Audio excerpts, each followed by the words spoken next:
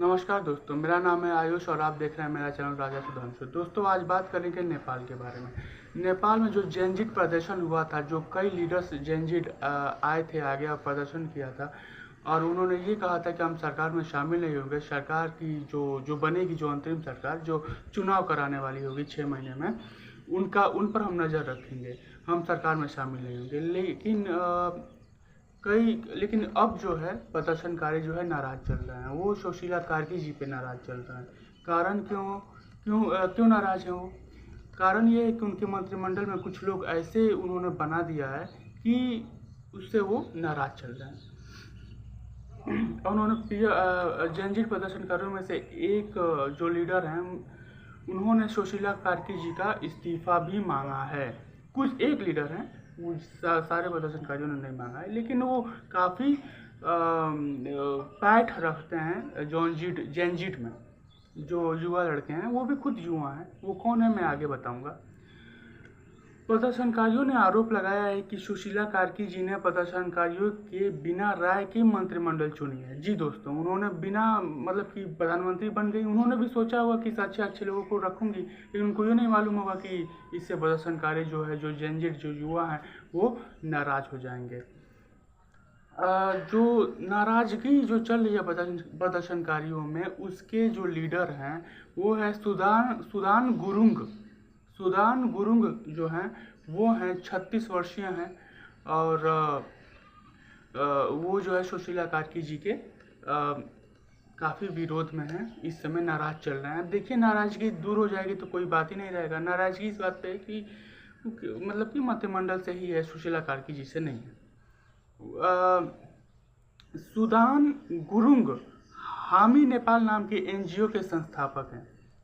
हामी नेपाल के एनजीओ के संस्थापक है। ये संगठन राजनीति विवादों से एकदम दूरी बनाए रखती है।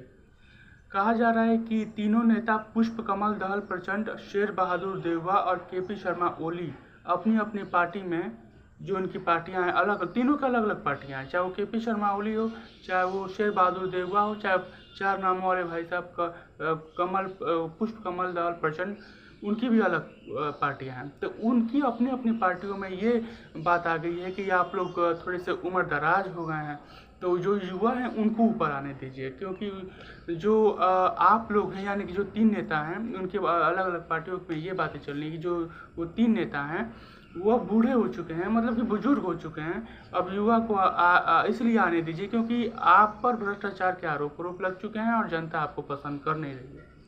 इसीलिए उन तीनों के खुद की पार्टी में ही ऐसा बगावत के सुर सुनने को मिल रहे हैं। ऐसा राजनीतिक विश्लेषण कर रहे हैं।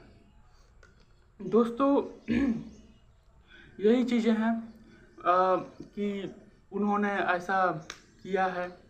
दोस्तों, जो हामी नेपाल है वो जैसे कि लोगों को, जो लोग हैं जो उसको हेल्प करती है, लोगों को तकलीफ में जो होते हैं, वो मतलब राजनीति छोड़कर हर चीज़ करती है, राजनीति में नहीं पड़ती है। वो उनके कई फॉलोअर्स भी हैं हामी नेपाल एनजीओ के, जिसके संस्थापक सुदान गुरुंग जी हैं, है ना। तो अब देखते हैं आगे क्या होता है। अभी तो वो नाराज हो चुके हैं, तो देखते हैं आगे क्या होता है। बात करें पाकिस्तान की, पाकिस्तान में बाढ़ आ चुकी है। जो पाकिस्तानी जो उधर के जो इलाके है, जो लाहौर का इलाका, उधर भी एक पंजाब है, पाकिस्तानी पंजाब उधर भी है ना। तो जो नहीं जानते उनके लिए बता दूं कि पाकिस्तानी पंजाब वहाँ पर भी है। जो जानते हैं उनके लिए नहीं, जो नहीं जानते उनके लिए बता रहा हूँ कि पाकिस्तान में भी एक पंजाब है। तो वहाँ पर भी बाढ़ आ चुकी है और काफ़ी लोग दिक्कतों का सामना कर रहे हैं।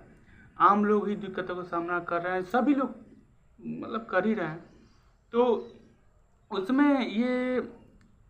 उसमें भी जो राहत के नाम पर आतंकी ठिकाने खड़े कर रहे हैं। जो ऑपरेशन सिंदूर में जो कार्रवाई हुई थी, तो जो उनके आतंकी बनाने वाली जो फैक्ट्री है, उन पर कार्रवाई हो रही थी, है ना दोस्तों, उन पर कार्रवाई हो रही थी। तो मतलब कि जो स्ट्रक्चर है, जो बिल्डिंग है, वो अब टूट फूट गया है। तो बाढ़ के नाम पर पैसा दे रही है कि वो अपने फिर से बिल्डिंग बना लें, फिर से जो आतंकी संगठन जो आतंकी बना रहे थे वो तैयार करके अपने जो जो मिशन है उन लोगों का, लोगों को तंग करना, वो फिर से शुरुआत करें। दोस्तों ये जो आतंकी है ना, उससे दोस्तों देखिए, आप 100 आतंकी आएंगे है ना इलीगल तरीके से, आप उस पर कार्रवाई करेंगे, 100 फिर आ जाएंगे, फिर आप कार्रवाई करेंगे, 100 फिर आ जाएंगे। देखते हैं उस तरह से आतंकियों से कुछ नहीं होगा। आपको मेन लोगों पे कार्रवाई करनी होगी जो इसके करता धरता है ना। चलते हैं अब आगे जापान पे। दोस्तों जापान की बात करें तो जापान में सबसे ज़्यादा जीने वाले लोग 1 लाख की संख्या हो गई है, जो 100 साल से ऊपर है। जापान में ऐसे 1 लाख लोग हैं जो 100 साल से ऊपर से ज़िंदगी जी है। उन्होंने तब 100 साल के जो लोग होंगे उन्होंने सेकेंड वर्ल्ड वॉर भी देखा होगा, परमाणु को गिरते हुए भी देखा होगा। अब मान लीजिए कि ये चल रहा है 2025, यानी कि 1925, 100 साल पहले जन्म लिया होगा, तो उन्होंने देखा होगा सेकेंड वर्ल्ड वॉर का भी। जापान के लोगों की बात कर रहा हूँ, क्योंकि 1 लाख लोग 100 साल से ऊपर के जीवन जी चुके हैं, है ना। तो ऐसे भी लोग हैं। तो दोस्तों उसका सबसे बेहतर चीज़ ये है ना जापान का कि लाइफ स्टाइल, खाने का लाइफ स्टाइल, जीने का लाइफ स्टाइल। लेकिन ये भी है कि वो लोग, अब तो सुनने में ये आ रहा है कि वहाँ पे जो सबसे बूढ़े आबादी वाला देश हो चुका है, और तो और वहाँ के जो युवा है वो बाहर कुछ निकलते नहीं हैं, है ना, अपने में ही रहते हैं, घर में ही बंद रहते हैं, घर में ही मतलब कि किसी को ज़्यादा दोस्त नहीं बनाते हैं। और उसका कल्चर भी है जापान में, ये है ना कि जापान का डार्क साइड ये है कि इस वहाँ पे मतलब काम आदमी मशीनों की तरह करता है ना। ओवर टाइम करेगा, मतलब कि एक अलग सा, जैसे कि वहाँ पे एक कल्चर है, एक सभ्यता है कि आप काम करते जाओ, काम करते, जैसे मशीन की तरह, है ना। तो उसमें मतलब कि आदमी घुलना मिलना बंद हो जाता है, दोस्ती यारी बंद हो जाती है, क्योंकि आप 8 घंटे से भी ज़्यादा के काम वहाँ पे करना पड़ता है कंपनियों में, एक मतलब कमांडो की तरह, एक मिशन की तरह काम करना पड़ता है ना। वहाँ की कंपनियों की, जापानी कंपनियों के लिए जापान के लोग करते हैं। दोस्तों इसीलिए ये चीज़ें हो रही हैं कि जो युवा हैं वो अब शादियाँ नहीं करना चाहते। ये भी सुनने को आया है कि वो अकेले ही घर में रहते हैं, जैसे कि मैंने अभी बताया आपको। और तो और मतलब कि ज़्यादा दोस्त नहीं बनाते। ये रहा डार्क साइड जापान का।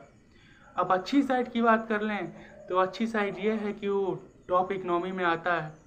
और दूसरी अच्छी बात ये है कि वहाँ पे लंबे समय तक लोग जीते हैं, है ना। 1 लाख लोग 100 वर्ष के ऊपर हैं, तो जो 90 वर्ष, जो 80 वर्ष के जो लोग होंगे वो कितने परसेंट तक होंगे, कितनी संख्या तक होगी। उनका खान पान अच्छा होता है ना।